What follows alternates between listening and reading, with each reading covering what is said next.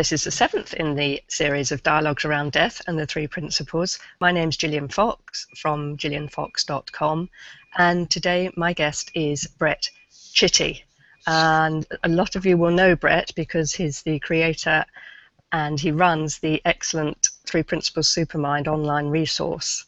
And that's a subscription service which helps people unlock the power in everybody's supermind and helps them understand how the mind works through, like we're doing today, through dialogues with some of the world's best practitioners and veteran educators of the Three Principles. And Brett is a certified advanced transformative life coach, and that was through Supermind Academy. You will know that with Michael Neal. He's a convener of What Every Person Can Do with Bill Cummings, and a certified success intelligence coach with Robert Holden. And Brett tells me he's also studying economics, so that helps him see why the world has so many problems, and he's looking to uncover solutions needed to end those problems. And so I'd love to welcome you, Brett, to the call and start by asking you, how did you find the Three Principles to begin with? Hello, thank you for having me on the call and for the introduction. I'm very grateful for the opportunity to be part of this conversation. So how did I come across the Three Principles? To cut a long story short, about 3 years ago, I was out on a date with my ex-girlfriend at the time, and within a couple of weeks I had a feeling. And that feeling was unlike anything I ever had before in my life. And at some point, it occurred to me that the feeling was love. It was very deep, very profound. But it also got me to see that everything I had thought about what love was up to that point wasn't love.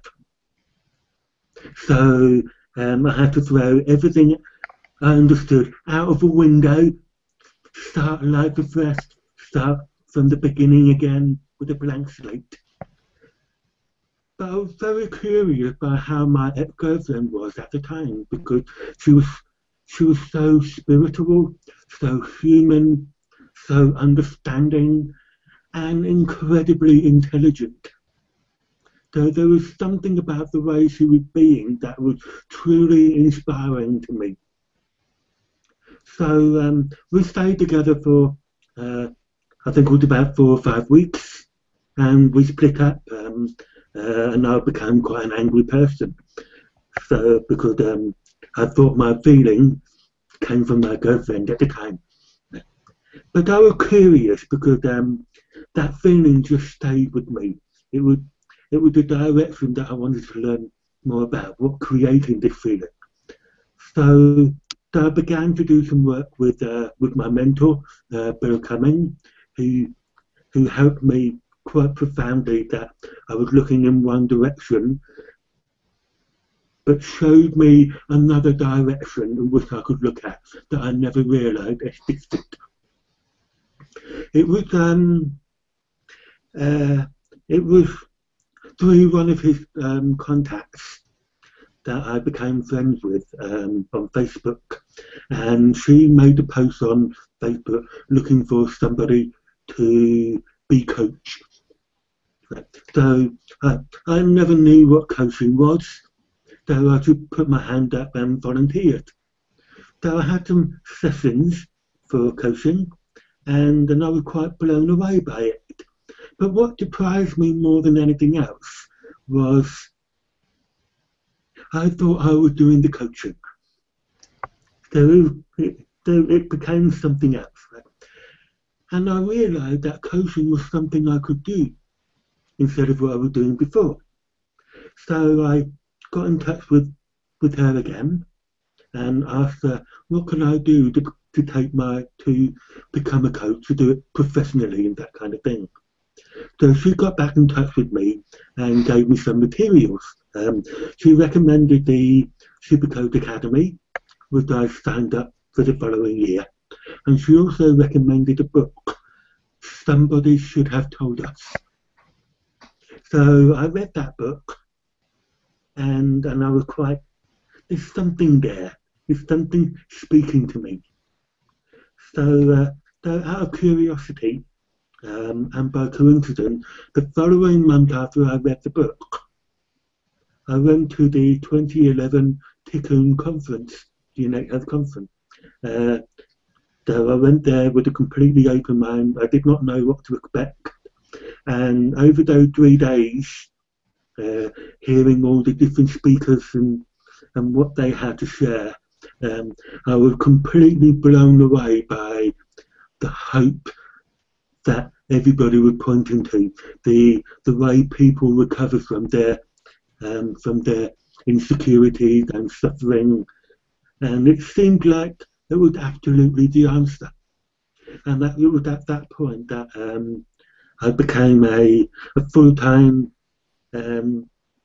searcher, if you like, to really go into the 3 principles, to really grasp what it's pointing to and how it can really help humanity as a whole. I think it's interesting that what you just said. It seems that that's the thing that people see. They like you said, you heard something, it called to you, and then you see the bigger picture, don't you? This is, this does have power to heal humanity, if the things that are going on at the moment, for example. And it's kind of that, well, I see it, how it can help me, but then, my goodness me, there's a much bigger thing out here for the whole world. And so many people I've spoken to, that's how they voice it as well. Yes. Yeah. The one thing that I love about the principle is that it's not just about me. It's about all of us, because it really points to the equality, if you like, of all of us as human beings. Yeah, it's a level playing field, isn't it, really? Yeah. We're all in this together, we're all human beings, we're all here on this earth, and we all get caught up in our thinking, and we make it, it looks like reality to us. Yeah. I'm no different. I still get caught up in my thinking, but at some point I'm grateful for the ability to see that I got caught up in it. Yes, yeah. And that's the gift that this gives us, is that insight into, did it again. Yeah. Oops. Human being. Oops. Yeah. Thanks for that introduction, Brett. Now, it was lovely that you actually approached me to come on this series of dialogues about death, and we were talking before we came on air a little bit about what you wanted to share with everybody today, and I know that you felt it would be great if you could give some background to the topic that we're going to be addressing here. So I wondered if you'd like to speak to that now. Yes, of course. Okay, this goes back a long time ago. To give you an immediate context, my brother-in-law died 7 years ago, but really it all began a lot earlier than that. When I left university, at that time I was really shy. I was very insecure. I wanted to be safe in my own little world, and I didn't want to go anywhere that I wasn't familiar with. I didn't want to meet anybody that I didn't know, that kind of thing. And I did my very best to protect that. And I didn't really want to go to work because it's out there in the world. It's too much going on for me to cope with. So I became a very deep recluse. I basically stayed in my own bedroom, and I didn't go out into the world for at least 10 years. So during those at one point, I was very familiar with my family. They were my mother, my father, and my sister. And they were the people that I was very dependent on, and I didn't want to lose that connection. It was like the string that keeps me alive. My sister decided to start going out to meet other people, and she found a boyfriend. And at that point, I felt invaded because it was. I didn't know it was my thinking, but it was how I felt at the time. Because suddenly there was another person that come into my so-called circle. Right? So whilst we did have conversation, I basically treated him quite badly because of my thinking that he came into my world without permission, without agreement, without anything. Right? And because of that, I treated him badly. I looked down on him. I didn't appreciate what he had to offer. I didn't appreciate what wisdom he shared, the love that he had, the ability that he had to get on with everybody. So, and that went on for quite a while. Now, I knew that something wasn't quite right, but I just didn't know what it was. So they got married and had a son. Again, I felt the son was another invasion for me. So this went on for quite a while. I continued to treat them with a lot of disrespect. I was quite arrogant and so forth. Again, I didn't know I was being arrogant and so forth, but there was this voice calling me, and I just didn't know what to make of that voice. 7 years ago, my brother-in-law died of an accident, a motoring accident. It wasn't one of those just one of those things that happened. There was some blame involved. Without going into detail, all the parties came to agreement, and then from a court case that dragged on far too long. But at the time of his death, I was absolutely distraught. I was beyond reason. I was beyond understanding. I was tearing my eyes out because it was like here's the person who was so young that has so much more left to live that was taken away. So I was inconsolable, and I couldn't understand it. But it was such a profound experience. Most of my family began to start getting involved in into judgments, started to blame me a little bit into that it's the other party's fault. But for me, I didn't ever get involved in that. There was a part of me that didn't want to do it. I didn't want to get involved in the blame. I didn't, because there was a part of me knew that it wasn't going to get anywhere.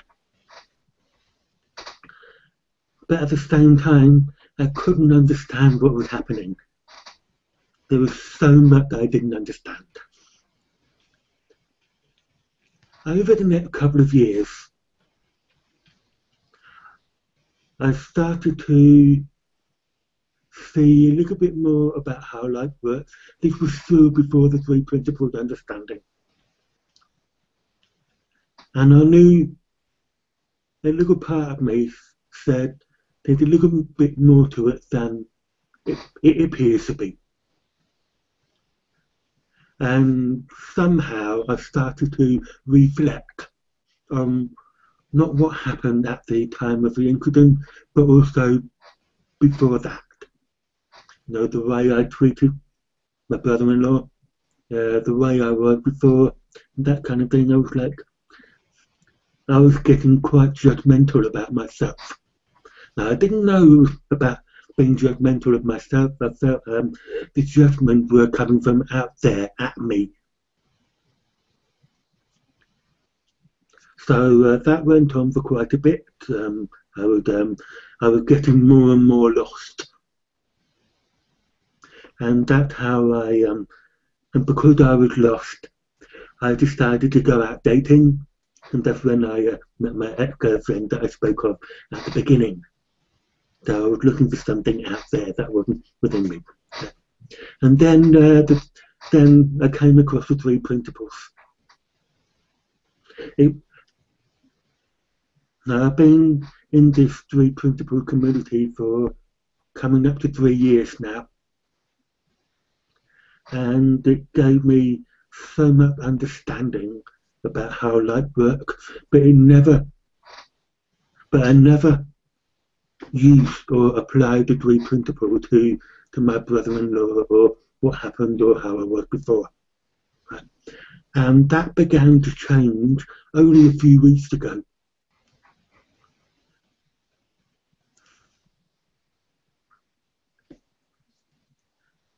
I began to see that how I treated my brother-in-law was a result of how I was thinking, and not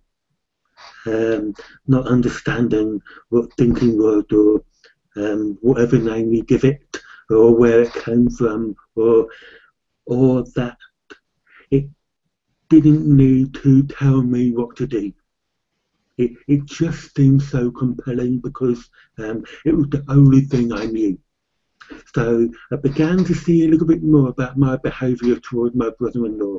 I began to see a little bit more about my behaviour towards my nephew and to my sister and to and well, to be honest with you, everybody. So and that gave me an interesting way of looking into forgiveness. Because before the three principles understanding, I thought forgiveness was something that had to come from out there. It was something that had to come from my brother-in-law. Now, because he's now no longer with us, it felt as though there was no way I would ever be forgiven for the way I treated my brother-in-law. And for me, it was a burden to carry around. It would be something I would just have to live with for the rest of my life, and just make the best of it. That's what it looks like. For me, at the time, it was real. There was no disputing the realness of it. And the way I treated myself as well. So with the three principles understanding, as I understood it a little bit more and more, how I create every single experience in my life, I began to wonder if forgiveness became more accessible, whether a key had opened up, a key unlocked a door. And at some level, a door did open. The door opened and I realised it came from my thinking, and what made the door open was that I saw how I was thinking at the time. I didn't do anything to make myself how I thought I was thinking at the time. It just came to me. So the door of forgiveness opened up, and this burden that I had on me started to lift. It wasn't an overnight thing. It was just bit by bit. Sometimes it occurred one day, and then maybe the following week a little bit more would lift. Then the following week again a little bit more lift, and so on. But the last few weeks I had a really profound experience which basically completely removed the door of forgiveness, and it was just one great big opening, if you like, which I just went through, or rather, it came through me. Which was, I became so much more grateful for how Charlie was when he was around. I began to learn from him today, even though he passed away 7 years ago. So here I am, in this moment, I am learning. I learned how he was. I learned how he was so generous. I learned how he was just so understanding, even in the midst of how I was treating him. So I became more inspired. The experience that I had, that as I let go of all the judgment about myself and the way I was treating my brother-in-law, my brother-in-law started to appear again, not in my thinking, not in my imagination, but from within me. And that feeling that I had, I just knew it was Charlie. It was my brother-in-law. I just knew it. It was so mind-boggling, fortunately, because it's not in the head. And I realised that if he came through in me, inside my heart, he must have already forgiven me in order to appear. And at that point, I saw the universal nature of forgiveness. And I had another insight that came from it, which was, you know, the phrase, the king is dead, long live the king. In my case, it's really highly accurate now. It was, my brother-in-law is dead, long live my brother-in-law, because he's now part of mine. He already was part of mine. I just couldn't believe that I'm still connected to him, even though he's no longer with us in the physical world. Inside us, that he's still there. People say he's up there looking down on us, looking after us. Where now it's inside me, looking after me. It's always there. So suddenly, what looks like a book that was completely closed for the last time ever, suddenly the book is now open with so many empty pages to write.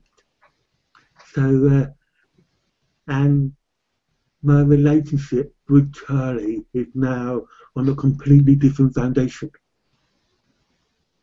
I'm already connected to him. I'm so grateful that I've got this opportunity, if you like, to go forward from here, not knowing what's going to happen, but it would be fun to know what would happen. So, so for me, Charlie is around, but it's not around as in out there. It's in me. It's inside it's inside my consciousness, inside my soul. And that gave me another understanding into connection. It's not what I think, but what's already there for me to put out into the world. So that was so that's how the three principles helped me so much. It helped me in ways I never expected. The forgiveness, connection, resolution. It's such a profound understanding that brings so much humility, love, and everything more than I could ever have dreamed of. It, and that's and that's and that's given me more access to love, understanding, listening, and most of all, I think, is the ability to be a human being. The ability that we are alive, the ability that we think, and it's not the answer, yet it is the answer. So, and that's where I stand at the moment. Yeah.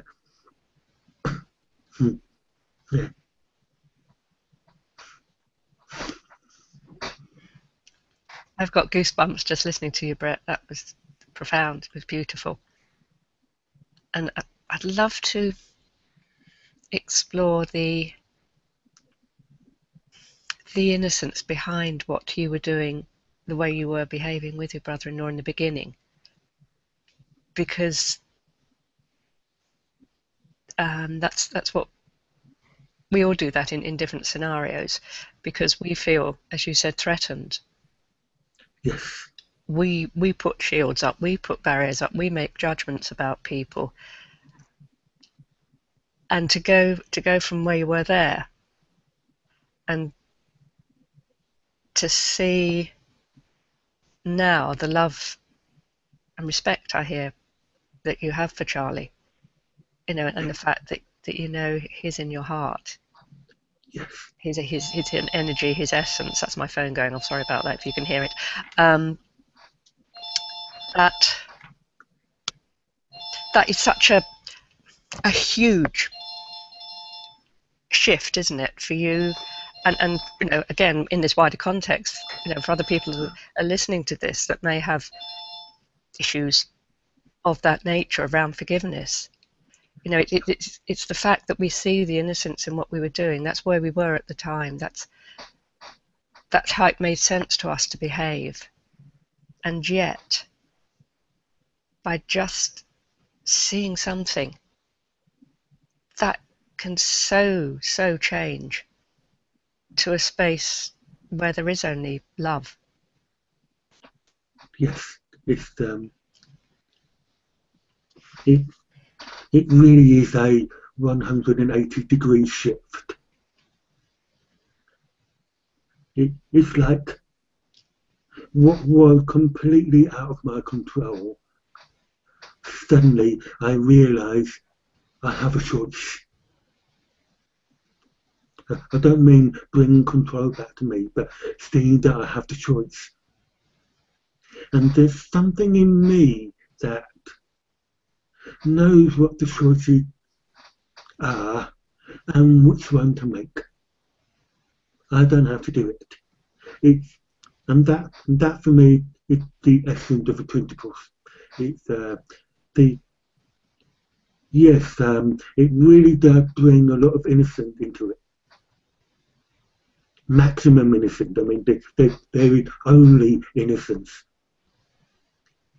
Yes, and I was threatened by everything at university, even before that, because for those that don't know, I wear a cochlear implant, which helps me to hear more sounds. They're not quite at the level of an average human being per se, but I have so much thinking about my hearing, and I was raised in an environment where I wasn't with anybody else like me. Everybody else could hear, but not me. So there's this element of I'm not good enough again. I don't belong here because everybody else could hear, I couldn't. Everybody was making a mockery of my hearing, and I took it personally. I thought it meant something about me. Therefore, it just increases the the not good enough, thinking kind. But it just seemed how it was. So, and I have so much thinking about my hearing that it actually stopped me from being open to what I could hear, or rather reduce what I could hear. Again, that came about because of the three principled understanding. I saw that I had a lot of thoughts about my hearing, and although I didn't get an insight, my thinking about my hearing just started to fall away by itself. And as it fell away by itself, I could suddenly hear a little bit more. Even though my physical ears have not changed, the programming in my implant had not changed, and it evolved for about 6 to 8 months before I realised I'm suddenly hearing a bit more. What's making that happen? I had no idea, and I realised I'm not thinking about my hearing anymore. So the more I put into my thinking, the more I put into my thoughts, is basically the barrier that I put up to what's already out there. And the same thing happened with my thinking about my family. It's the same thing. The source of it was the same. It came from me, but it really looks as though it came from out there. So again, I've come to forgiveness about how people treated me at school. It's quite incredible. If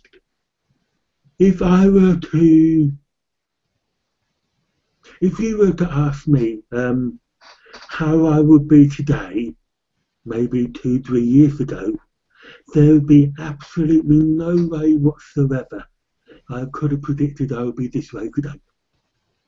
It would have looked completely impossible, or I would have said somebody else, nah, you're crazy. You have no idea what I've been through. You have no idea what's possible for me, that kind of thing. But again, it's all still me.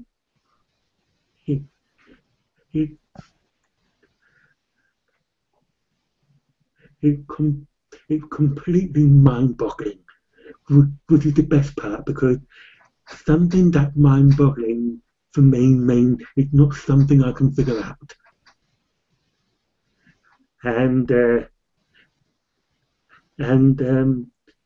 again, it's all about the feeling. The feeling that I get when forgiveness comes is powerful.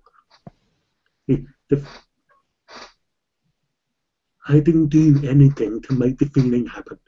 It does it for me. And it's in that feeling that there's something inside it that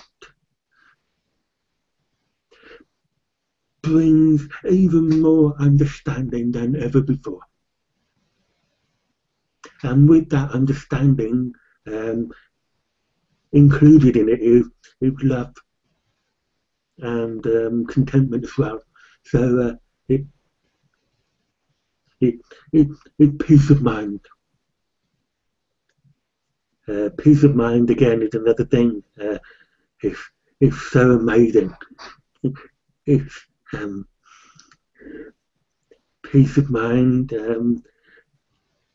I don't mean the silence of it, because it's in the silence that the intelligence comes through, and that brings the understanding. It's so much more wiser than I am. So again, that brought about another insight for me. Do I use my own intelligence, or do I use the intelligence that gave me my intelligence? For me, it became a no-brainer. So that was when I delved even more into this intelligence, into this energy of life. And by doing that, I didn't realise that I was not wanting to go into my head anymore. I still do, but I just catch it quicker. So yeah, the three principles is the greatest gift that I was given I've ever had in my life.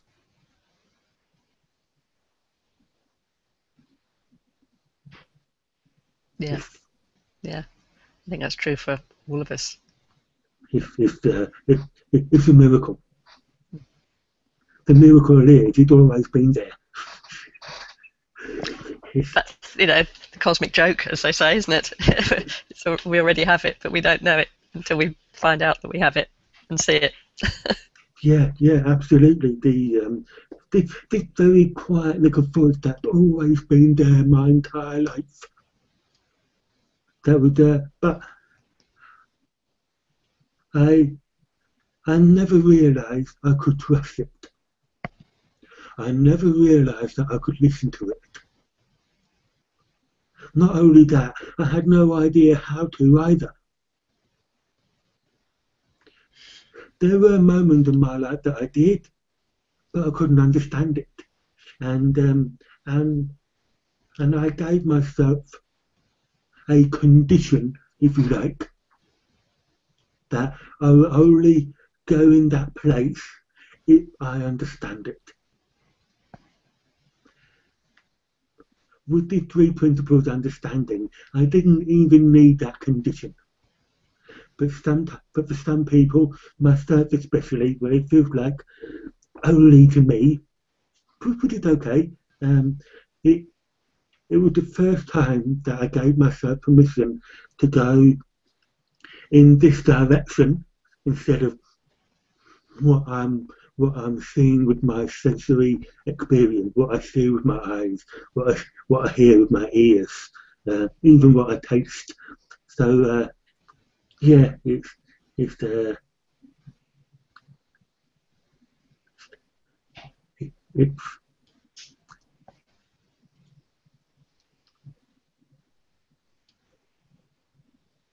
it it took an experience, a profound experience of realizing the principles in action that ultimately made me change direction. The experience is the telling moment. The experience is the moment when it feels like I have the choice to listen to something that inauthentic, or I listen to something that's true and real and permanent. It, it's the cosmic command. It, it's, it's, it's the only thing for me that's real yet not tangible. It has a resonance that just Yeah, you feel it. yes, absolutely. It's the feeling that tells me what to do. So a lot of what I thought I had to do slowly fell away. Wasn't an overnight thing, but very gradual. Sometimes it feels like, God, I'm so slow. No, I've been in this for 3 years. I should be doing this better than somebody else. But I kept myself doing it. So yeah, even if it takes, I realise, even if it takes 20 years, it's still 20 years worth spending. And I love what you said. It's, isn't it such a relief to know it's all taken care of, really? It's all taken care of. Beautifully said.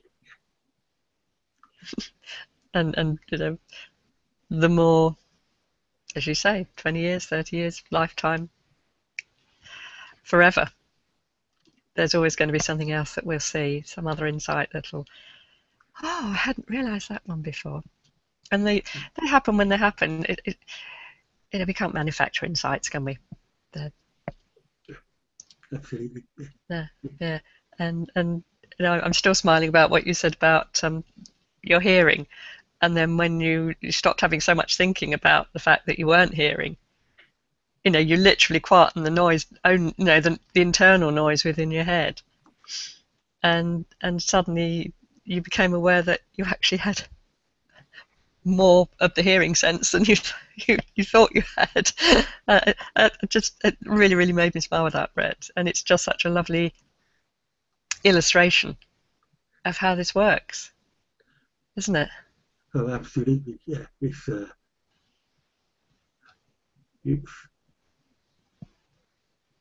even if I were to predict what I could have heard, it would have been nothing like it. I can't know what I don't know. So, and it's in that place that somehow something began to happen. I began to hear a little bit more. I began to um, not make as many predictions or assumptions, if you like, about what other people were saying. So, because when I speak to another person, I, I very rarely get everything they say. Before, it was I might have heard about maybe 20 to 30% of the word they said, and then I would then have to fill in all the blanks.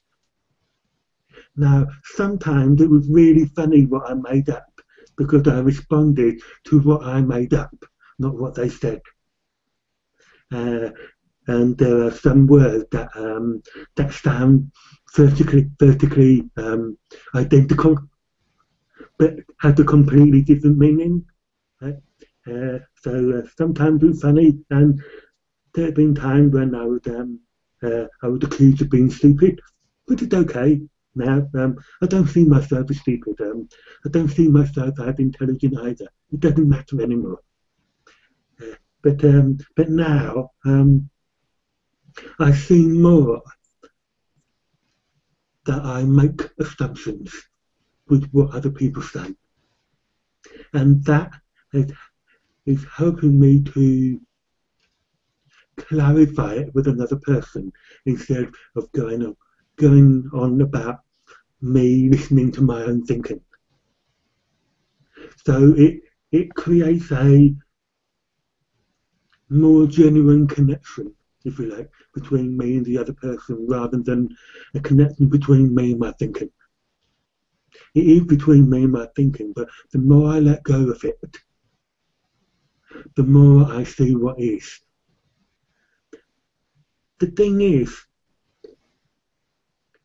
I was amazed at how people are so understanding about it.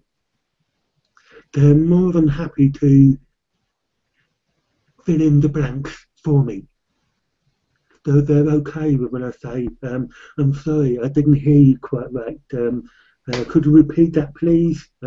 Because every time I say that, I thought it meant, here I am, I'm not good enough again. No, they're down to my hearing. It happens so much. And I think my speech may have improved just a touch as well. I don't know. Uh, it's, it do. I don't want to make the three principles into a concept, but but the direction in which I look at that I spend more time doing now. It's not a doing. Um, it, it, it, it's like a guide. It, it's, it's my best friend. It, it, it's universal mind at work. It, another person described it as having a set of servants that know better than myself, bringing me whatever they put on their plates. Yeah, and it brought a lot of humility, everything. And it's that realization as well that we're not separate. We're all one. We were one. We were never separate in the first place. It's if when we look out there through through our thinking that creates a separation, the illusion of separation. We never lost what was true. And I found that quite comforting somehow. It's exactly as you were illustrating when you, again, were talking about your brother-in-law. You thought, to begin with, you thought you were separate. And then you had that beautiful, beautiful insight and feeling that, no, he's here, he's part of me. Yeah, absolutely, yeah. And there was also an interesting element of shortly after my brother-in-law died. I know of a few people who went to see psychics or mediums, though, because they thought it was their way of communicating to the other world, whatever you want to call it, to try and get in touch with somebody who had passed away. But when I had the experience when I had that feeling that Charlie was part of Universal Mind, I also saw that we are all innately mediums anyway. We all have that ability. Though we don't need to go to another person, because I don't know if they can do it, because I don't know how it works, but I just saw on another level that the ability that are innate within us is much more than I thought we had. We know, sorry Brett, we know that much, don't we? Yes, we do, yeah. Sorry I interrupted you, but yeah. Yeah, absolutely. That was profound for me. And the phrase, the king is dead, long live the king, I also saw that it's not in the music that Elvis Presley lives on. It's inside the person that allowed them to hear the music. So that was another way of how I thought it was before. It was up there before. Now I realise it's in us. It's within us. It's not in the body, it's within. And when I'm present, without being present, without doing presence, that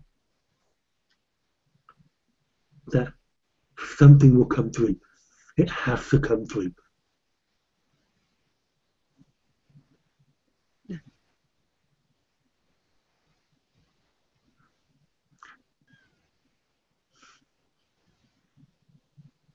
I think we're done, Brett.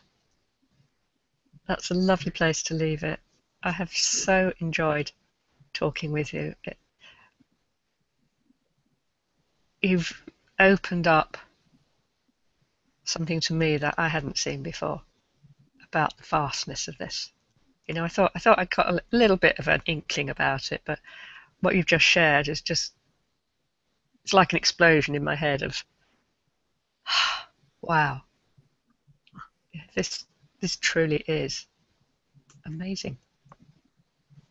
And yeah, and what the pictures I've got at the moment in my head, yeah, just stunning. So thank you, and I'd love you to tell everybody how they can get in touch with you, communicate with you, and find out more about you and about the principles. Julian, can I take this opportunity to say thank you for giving me this space to talk about my experience, and I really love what you're doing with the dialogues around depth. If depth doesn't have to be something we have to keep within ourselves. There are people around the world that are more than happy to listen and accept you as you are. Yeah. So for that, thank you, Julian.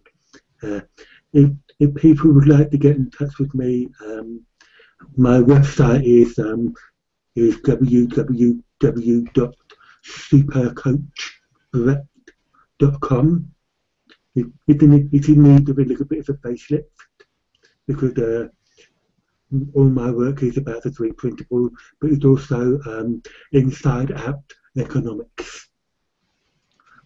To send me an email, you can send it to me to Brett Chitty, which is all letters, BRETTCHITTY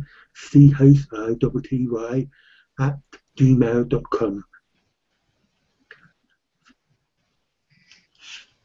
Brilliant. And Supermind, for those that don't know, if you could just say a little bit about how that works. Yes, Supermind is a opportunity for people to hear from people who have been sharing the principle for many, many years. 10 years, 20 years, 30 years, 35 even. And it's an opportunity to see more of the simple nature of the three principles at work. It's also an opportunity to communicate with them directly without having to go out there to see them or waiting for an opportunity for them to come to you. So it's all online. You can speak to them directly by video or by telephone, and it's a website which you can get. It's a forum, so you can get in touch with other people as well. And that it's been going for 4 months, and it's probably been the biggest dive into the three principles that I've had. I'm very grateful for what I've heard before, but this one is the fastest and deepest and brings about even more of a simplicity in so many areas of our lives. And I love the software, the Zoom that you're using, because we can all, the participants can all be on camera and they can all see each other, and you open up the questions, and so you can talk directly with whoever you've got as a guest and ask questions that way, and it's a great learning opportunity for people as well. It is. Thank you for sharing that. Yeah, and people can sign up because it is a subscription service, isn't it? So people can sign up and then sit back and listen to. How many do you do a month? We do 2 premium calls a week, so it's usually 8 or 9 per month. So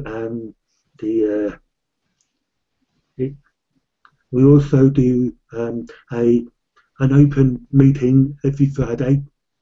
You don't need to register or give an email or anything, but you can get the details on the website, and you can just be in an open space with like-minded individuals as well, and we all share what we've learned.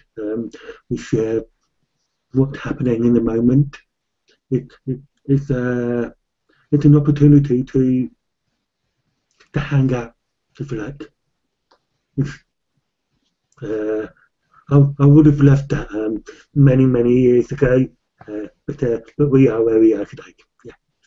Yeah, indeed, and thank you for giving people that space. I mean, as what we've been doing now is hanging out. Literally, we're on a Google Hangout, and we've kind of ranged quite widely within an hour, and to be able to do that with other people that are in this community is just great, because we learn from each other. Somebody like you have done to I've seen something, insightfully seen something today that I hadn't seen before, and that just spontaneously happens when we're in conversation with people, which is just wonderful, really wonderful. Yeah. Never underestimate the power of what the power of a connection with another person does for both people in the conversation. Yeah, and it's what you were saying earlier, being curious about the other person, and if you don't understand something, just let's just explore that a little bit. Can we explore that a little bit more? And Yes, that's how we actually, you know, we connect, we listen, deeply listen, and then we really we feel the person. We have that connection, which is so wonderful. yes. It's what I call separate realities. Uh, what separate realities, without going into what it means, but what it did for me uh, in the time we have left. Um, I already know what's in my own reality. That's why there's nothing to figure out. But the beautiful thing about it is that I wonder what's going on in another person's reality. And it's always mind-boggling what I hear. The conversation that I've had with everybody is like, oh wow, I had no idea that you have that kind of thinking. Oh, where did you learn that from? That would be helpful for me. And so it becomes a dance between the two. If I look into my own reality, I'm not going to give myself the opportunity to listen to what's happening in the others. But I think for me, one of the greatest gifts of being in a conversation is to be open to what is happening, not just in myself, but in other people. And then we bounce off each other, if you like, because the connection's already there. And so suddenly, and when we finish the conversation, sometimes it can be short, and sometimes it can be a long time without realising, oh, did it take 4 hours? Blimey, that kind of thing. And it's like, wow, what a wonderful conversation. I had no idea 4 hours had passed. And it goes on forever if necessary. It doesn't even just have to be about speech. It can be instant messaging or texting. There's something else I liked. I have a wonderful, wonderful friend who lives in Texas in the States, and we were Facebooking each other, messaging, right? And on one occasion, we went on for 7 hours non-stop. I had no idea 7 hours had passed. I wasn't even thirsty, no hungry. It was just when I looked at the clock, I was like, ah. And then suddenly I started feeling I was hungry and thirsty and so on. So I knew I had to stop at some point. But yeah, there's so many ways of communicating. It doesn't matter which one. The connection is there. We don't have to make the connection. We're already connected. And that's the beautiful thing. I think that's one of the greatest traits of humanity, and that we all have each other. We're all there for one another, and I think that's good to know. Yeah, it is. It is. Brett, it's been delightful, as I said before. Thank you so much, and also thank you to everybody that's watching us live, and also to those of you who will catch the recording later on. I'm Gillian Fox, and I'm just saying goodbye for now. Thank you, Brett, once again. Goodbye, everybody. Goodbye, everybody. Thank you. Bye.